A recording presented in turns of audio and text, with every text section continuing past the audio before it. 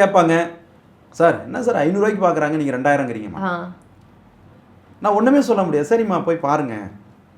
அந்த 500 ரூபாய் இழந்து தான் இந்த 2000 ரூபாய் ஃபீஸ்க்குள்ள வரணும்ன்றது அவங்க கர்மா நினைக்கிறேன். நான் என்ன சொல்றேன், அதுவும் கூட கர்மா தான்.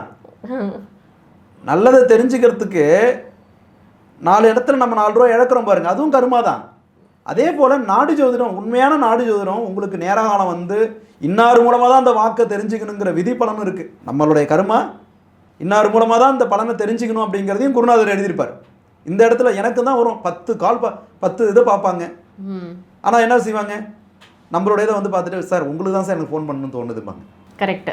ஏன்னா இப்போது ஒரு பொய்யான ஒரு நாடி ஜோதிடரை நம்ம வந்து தொடர்பு கொண்டா நம்ம அந்த இடத்துல சைலண்ட் மியூட்டாக போட்டுட்டு தான் அவங்க ஆப்போசிட்டில் என்ன சொல்கிறாங்கன்னு கேட்டுட்டு முடிவு எடுத்துட்டு அதுக்கப்புறமா ஓரளவுக்கு நம்ம நேரில் சிட்டிங் கொடுக்கலாமா ஃபீஸ் கொடுக்கலாமா அப்படின்னு ஒரு தீர்மானம் கொண்டு வரதும் ஒரு அலாட்டு தான். கண்டிப்பாக உங்களுடைய வீடியோ பார்த்துட்டு சொன்னாங்க, மேடம் வந்து அப்படியே கலங்க விட்டுட்டீங்க அப்படின்னா சொன்னாங்க. ஏன்னா அன்னைக்கு நான் கலங்கினது ஒரு விஷயம் என்னென்ன சார், நீங்கள் ஒரு வார்த்தை சொல்லியிருந்தீங்க அதில், என் தம்பி இழந்தது கூட நீங்கள் கரெக்டாக சொன்னீங்க.